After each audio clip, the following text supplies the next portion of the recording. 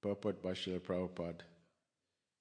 In his former body, which was transcendental, affection for sex life was forbidden, and Brahma therefore had to accept another body to allow himself to be connected with sex. He thus engaged himself in the matter of creation. His former body was transformed into fog, as previously described. Om Jnana Timarandasya Jnanam Jnana Shalakaya Chakshur Militan Yena Tasmai Shri Guruve Namaha Sri Chaitanya Manobhistam Stapitam Yena Bhutale Swayam Rupa Kadamayam Dadati Swapadantikam Nama Om Vishnu Padaya Krishna Pristaya Bhutale Srimate Bhakti Vedanta Swami Nitinamine Namaste Saraswati Devi Gauravani Pracharine Nirvishesha Shunyavadi Pastyachade Satarine Jai Shri Krishna Chaitanya Prabhu Nityananda Shri Advaita Gadada Shivasadi Gaura Bhakta Vrindam Hare Krishna Krishna Krishna Hare Hare Hare Ramo, Ramo Ramo, Hare Hare. So it's not an easy subject matter to talk or discuss. Anybody want to swap places? So I ask for your blessings, so I can say a few words that might help us and especially purify me. Vancha kalpa tribhisya kripa sindhubhya eva cha patito nam pavanebhyo vaishnavebhyo namo namaha. So carrying on the saga of Lord Brahma, Brahma being the first living being within the universe. And it is explained that when he appeared, he didn't have a material body, he had a transcendental body.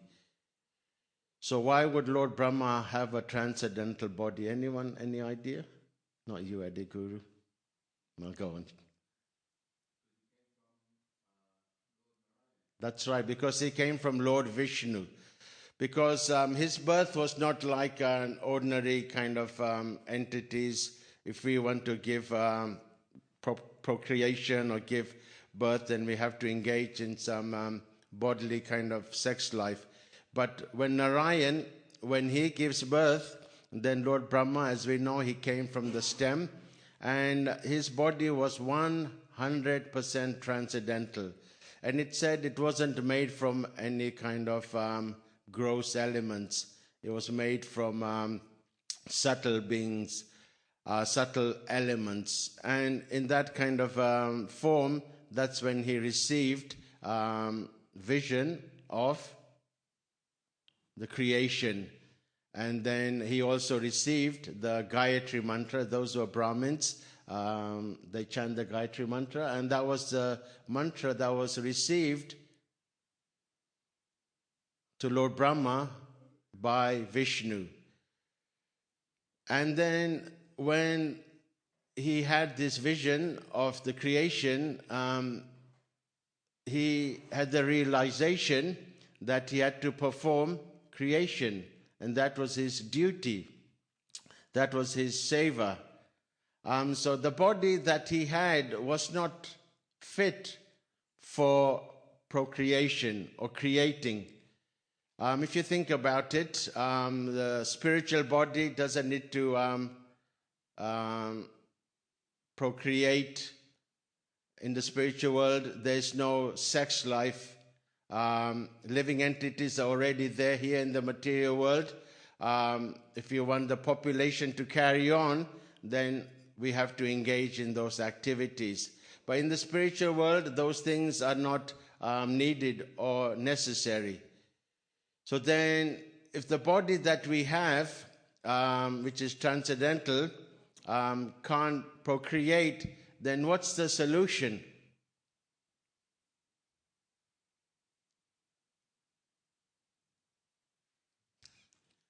What's the solution? Yes? That's right. We have to get another body. We have to get a material body.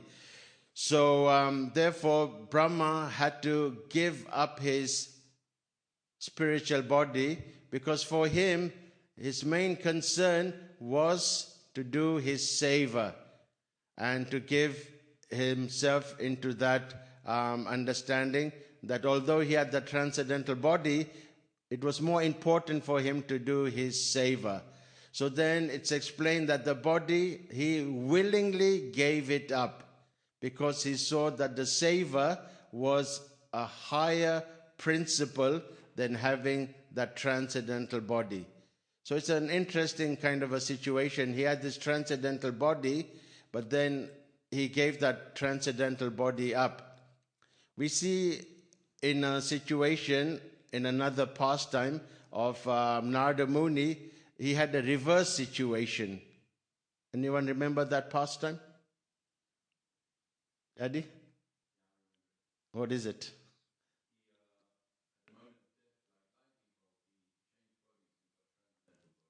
That's right. So changing bodies is nothing new to us. In fact, we ourselves are constantly changing bodies ourselves. Our original form is Satchitananda. It's a transcendental form, as was Brahma's. But then because of our misuse of our independence, or because of our wanting to be the Lord of our own kind of life, then that position that we can't keep in the spiritual world. So therefore, then this material world is where we come in contact, and then we get these gross bodies that we allow to interact in different ways. So it's interesting here, it says that Brahma, when he gave up his body, which was subtle body, what did that body become? Fog. And if you look into the Puranas, it's explained that that fog is actually still there in the material world. Particularly in England, we get a lot of fog in the winter. So it is explained that that is the fog that dissipates, that is Brahma's body, that when he gave it up. Sometimes when the demigods, they perform an act which is immoral, they have to give up that body, or they have to pass their kind of sinful act to the earthly realm. Does anyone have any idea of such kind of... This is a number one student over here. Let's give someone else a try. Please, sir, can I have some more? Yeah, go on. Indra, that's right. So Indra, he committed the immoral act. What did Indra do? Any idea? Did he have a bit more gulab jams than he was supposed to have? Ladies, what did Indra do? Not quite. He did do that quite often. That's not his own guru. He killed Twasta. Twasta had 3 heads. Indra was losing a battle because he had offended his guru. Generally, we always offer respects to our guru 3 times a day. And then Indra was in his kind of high position and he was enjoying life. And then his guru came. So then when the guru comes, then we have to offer our respects. And then, of course, he didn't offer his respect to his guru, who is... That's right. And then if you disregard the guru, don't show any respects, then misfortune comes upon you. And of course, guru left, and then everything went wrong. And then the demigods were in a weak position because they didn't have the blessings of the guru, who was upset. So then the demons took advantage of the situation, and they went and they attacked the heavenly planet, Swaloga, and then Indra, being in a weak situation, he lost.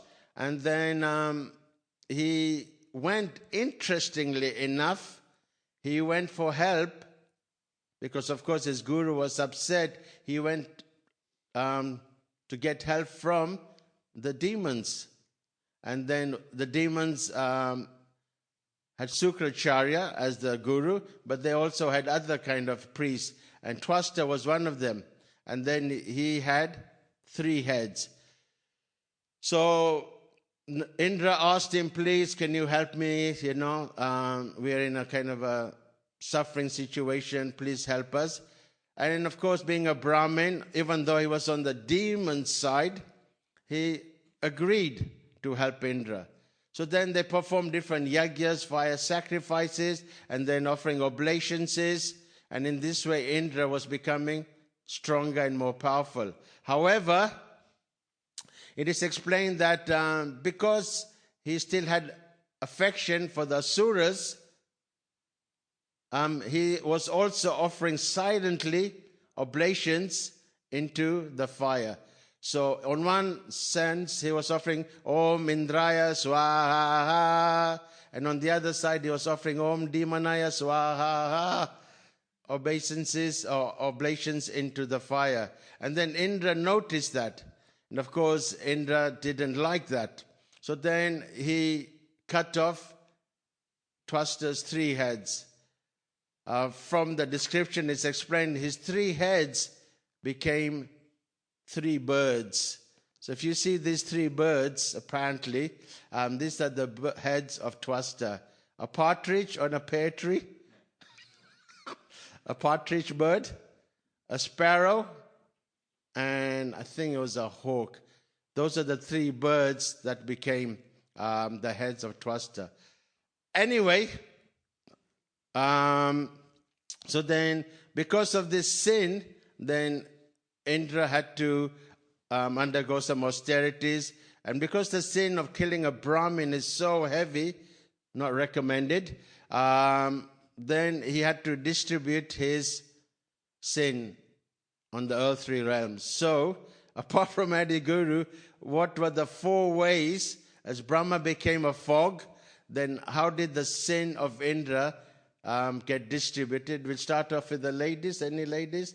I know we have some Shastri ladies over here. Foam in the water. So maybe some of you went to Brighton. Who went to Brighton? So maybe you saw some foam in the sea. So that was also one of the way the sin was distributed. Another one? Yes? Panchatattva.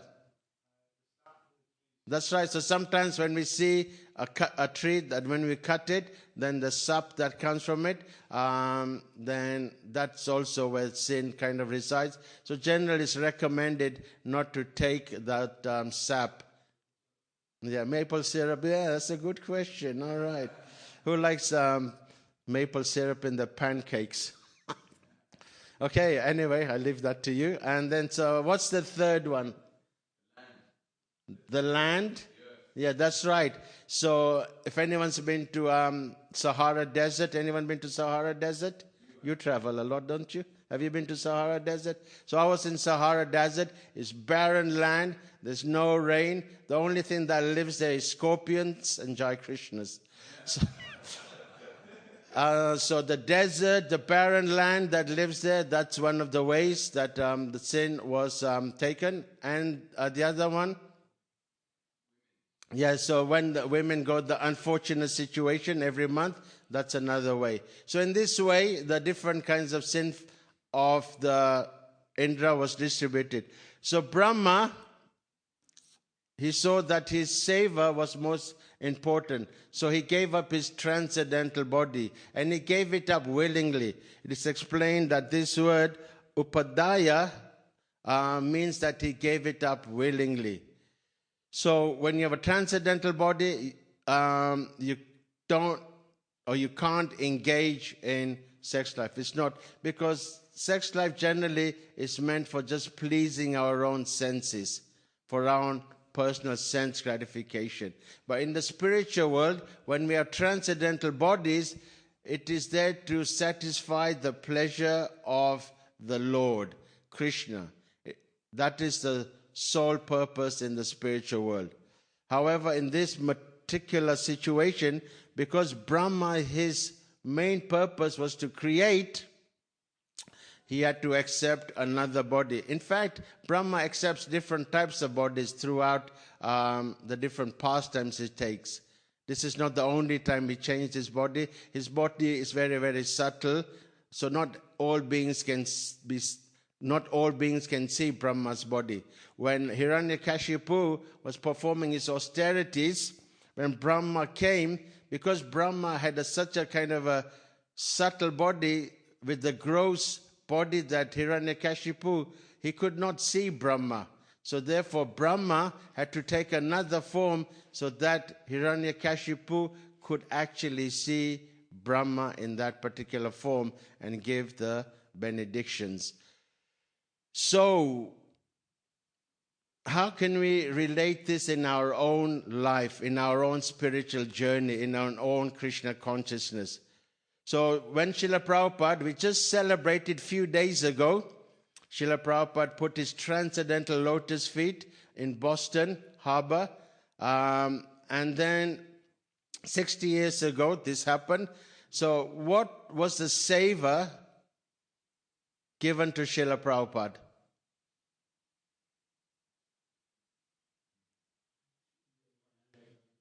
That's right, 1922, when Bhaktisiddhanta was giving a talk. I don't know if some of you have been to Calcutta, Ulta Danga.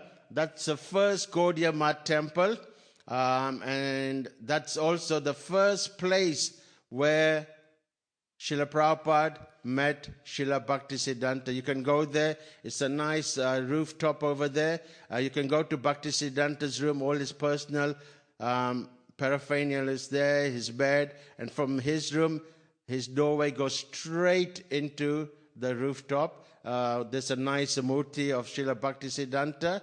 And then you can actually go the same staircase that led Prabhupada and his friend Narendra up into the rooftop. If you go to Calcutta, it's worth visiting. Now Calcutta, before I would avoid Calcutta like a plague. It's not the greatest place to visit. But now there's more transcendental places sprouted up in Calcutta. You've got Srila Prabhupada's birthplace in Harrison Road. We visited that place. You can go to the jackfruit tree where Srila Prabhupada appeared. You can give it a nice embrace. You can give it a nice hug. They're building a nice temple over there. You can also go to Bug Bazaar. What's Bug Bazaar famous for? Anyone knows? Boom, boom, boom. Gaudiya Math, that's right. That's where Bhaktisiddhanta's temple was. And then that's where also Bhaktisiddhanta, he passed away.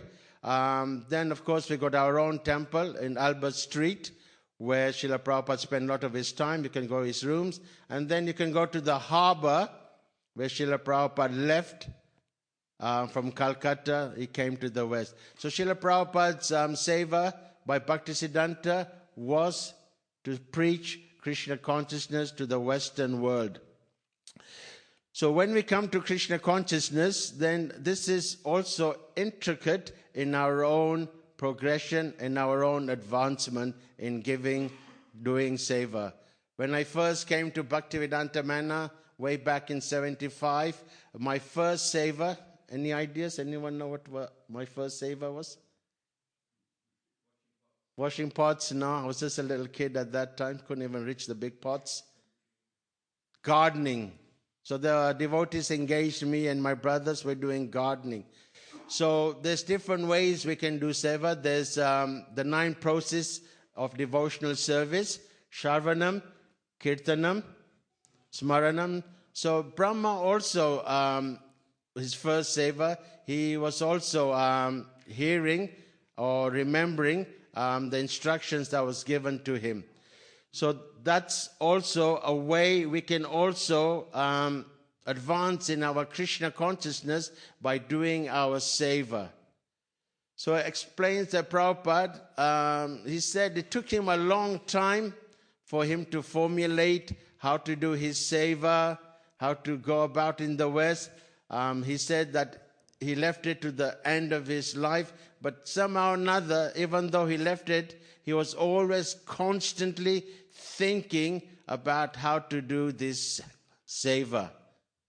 So in our Krishna consciousness, what connects us to Krishna is our service.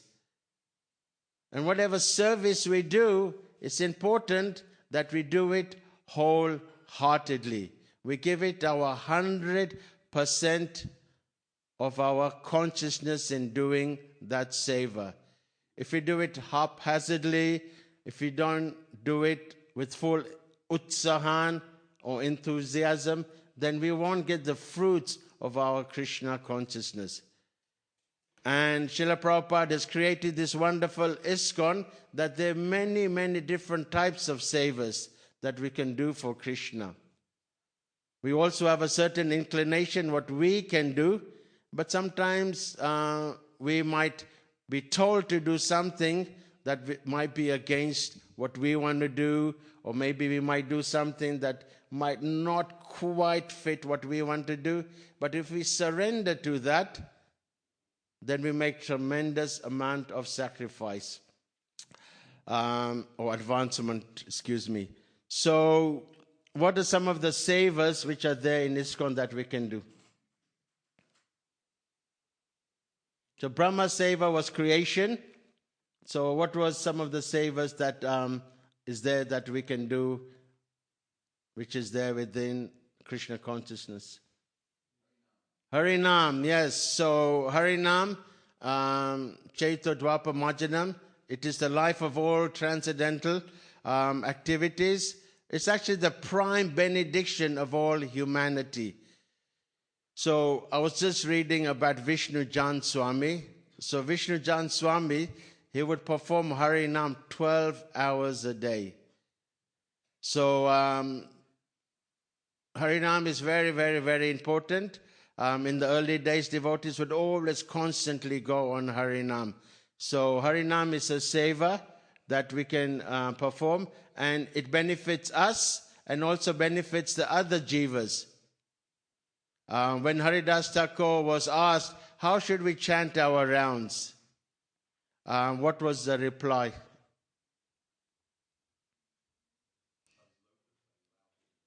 Loudly, that's right. So that's right. So although sometimes we meditate and chant our rounds, sometimes we say it silently, sometimes we fall asleep when we chant our rounds. But Haridas Thakur, he said we should chant it loudly. Hare Krishna, Krishna Krishna, Hare Hare, Hare Rama, Rama Rama, Hare Hare. I take that's a confirmation from the curtains opening. And the reason why it's chanted loudly, because of course it keeps us a little bit more attentive. And then also the other jivas around can also benefit from hearing the holy name. And that's what the Sankirtan movement is all about, benefiting others. So Harinam is one of the sevas that we can do. We have transcendental Harinam going out on Thursdays, Saturdays, and other times. What other seva is there? Everything. Yes, that's right.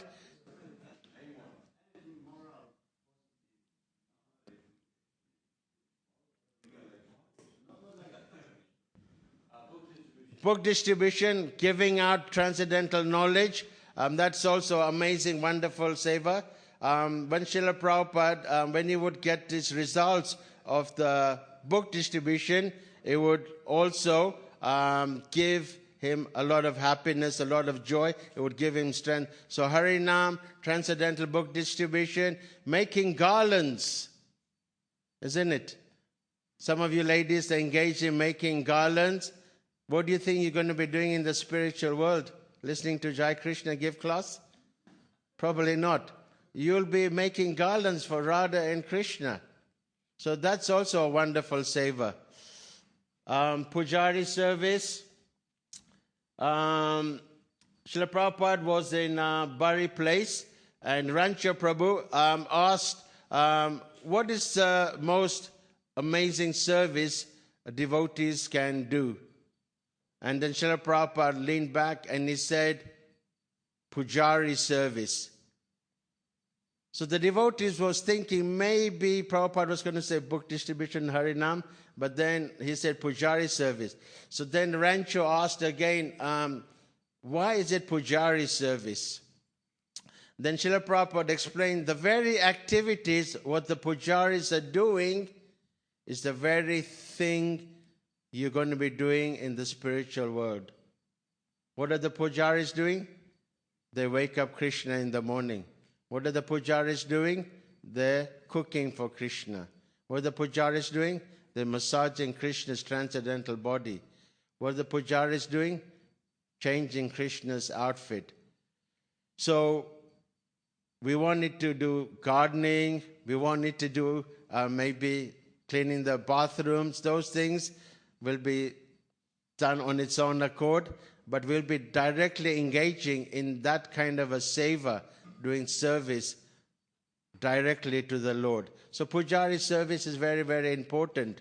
And then there was a very nice class given by a devotee saying, whether you have inclination for Pujari or not, it is important that we try and engage to do a little personal seva in the Pujari department. Many, many years ago, no one was given Brahman initiation unless they agreed to do Pujari service. Pujari service is very, very important because that's why you get your Janoi, Upanaya. It's there for preaching, obviously. Try and get the qualities of a Brahman, but that Upanaya thread is to engage yourself. And if you can't do it directly here at the temple because the schedules are always so busy, everyone's fighting, then you can also do deity worship at home. Anything else? Any other seva? Yes? Prasadam distribution.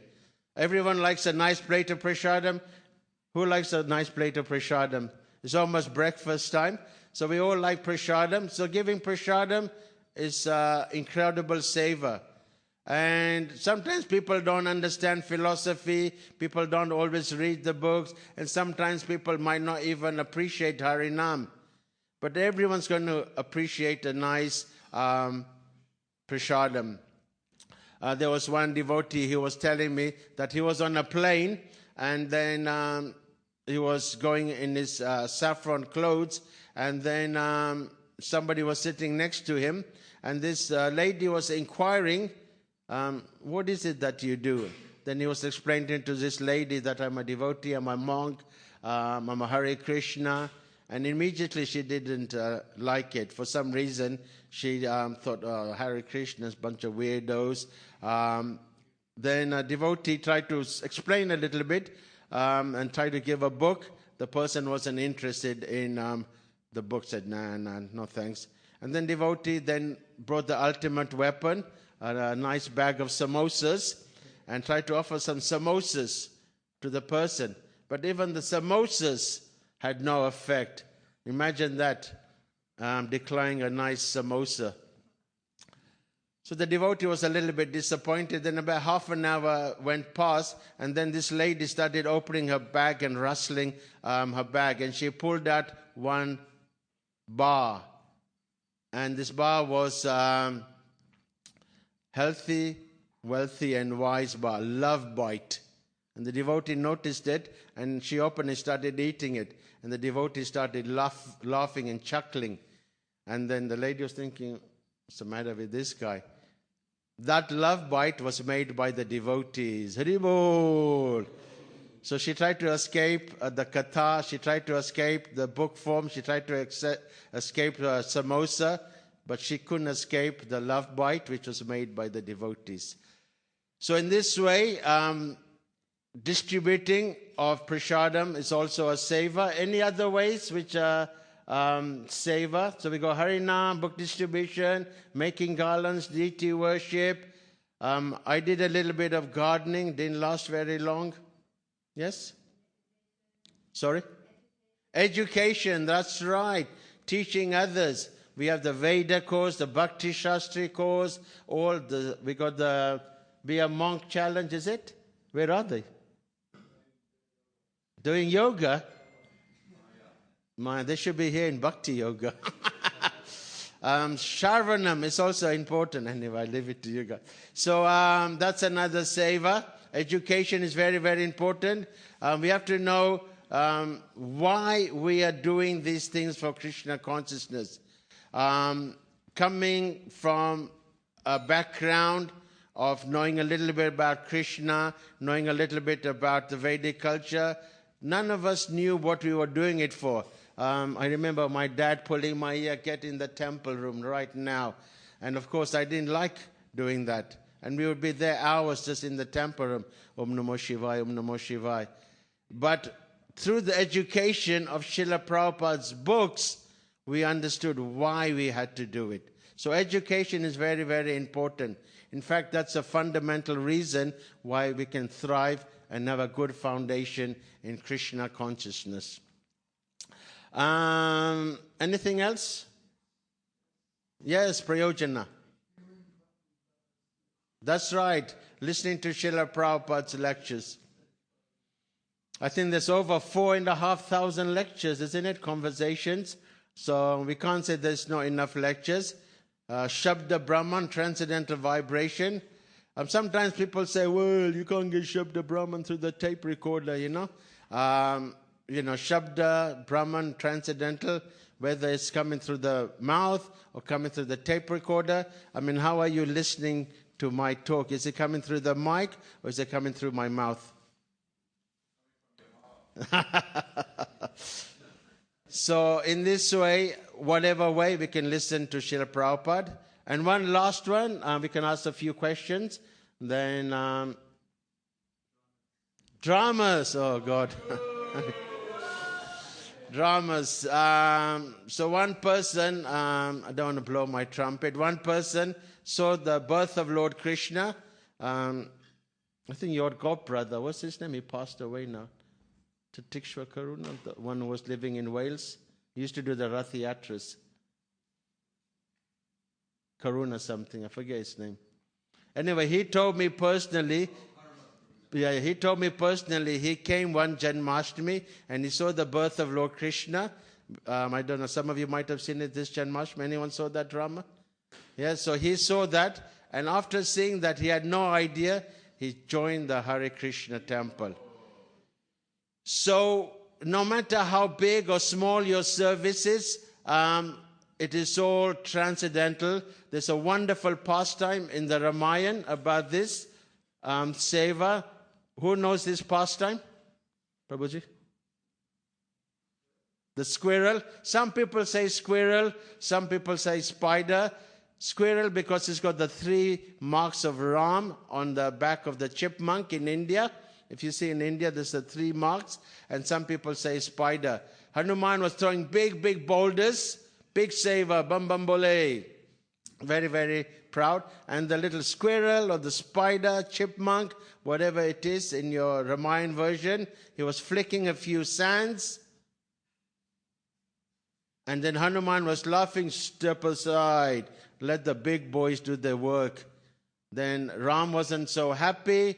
He saw this from the corner of his eyes. He said, that 1 grain of rice is equivalent to the big boulder. So we shouldn't minimize another devotee's seva. Everything is transcendental. Krishna accepts everything. He is Karuna Sindhu. He accepts all our seva. So in conclusion, Brahma gave up his transcendental body to do seva. Seva is what connects us to Krishna. And I believe we all want to connect to Krishna. Is that correct?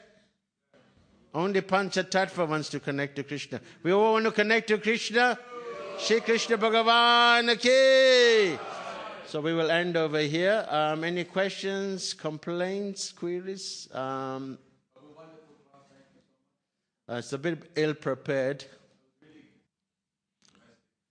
All things are transcendental, that's right, So sometimes if the temple commander, we don't even have a temple commander, but anyway, if he asks you to do something menial, you should be utsahan, ready to do it, eager to do it. Prabhuji? At the back, Taruna.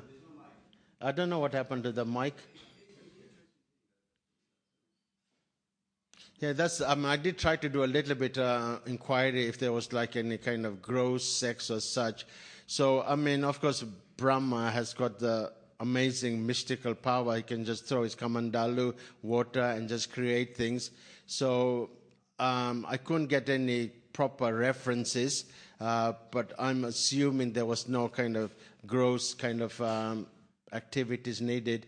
It just happened either by the mantras or the power of mystic powers and things like that.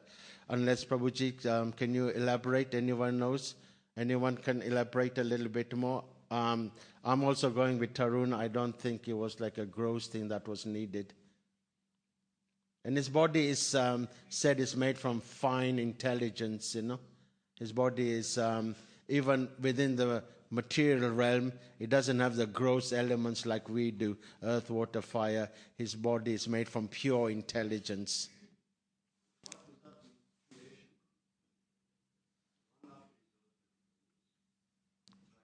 So the creation, from my understanding, is it needs to populate the universe. So different species of life, such as animals, snakes, trees, human beings. It is explained that in different order he started creating all the inanimate things first, then all the lower species, then the human beings were the last he created.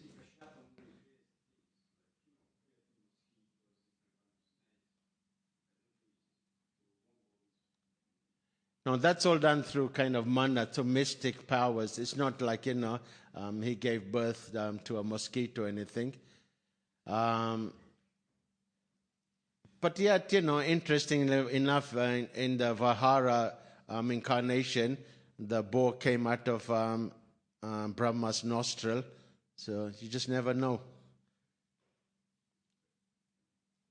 Yeah, I mean, Prabhuji, it's not 100%. There's so many different kinds of not proper clarifications of how things, my kind of understanding is very limited. I'm not that kind of shastric or deep philosophical person. So maybe you might need to kind of reference with another senior person, Kartik Chandra or someone. Prabhuji?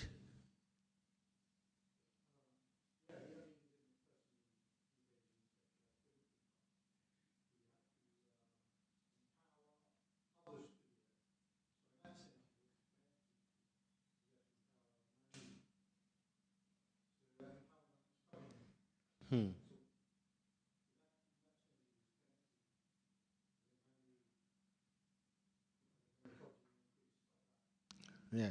So he empowered other beings. So that's the way Prabhuji explaining. Is that correct? Yeah. Damoda Prabhu?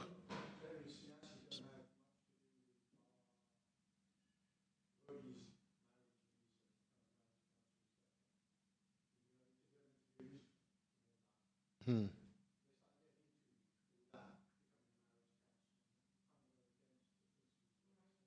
Hmm.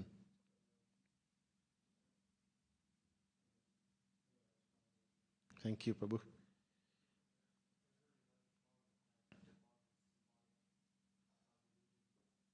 Yeah, it could be because, as we know from the previous kind of Leela, he was connected with kind of some immoral acts, so therefore that turned into that kind of fog. Excuse me? That's right, yeah. Yeah. Yeah.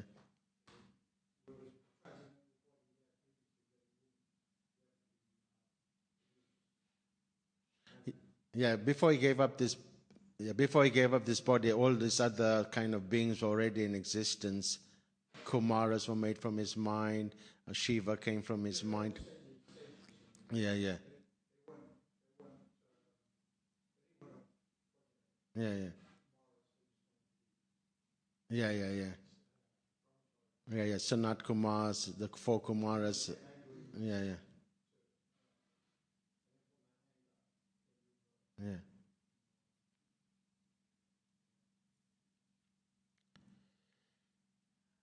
Anything else, Prabhu?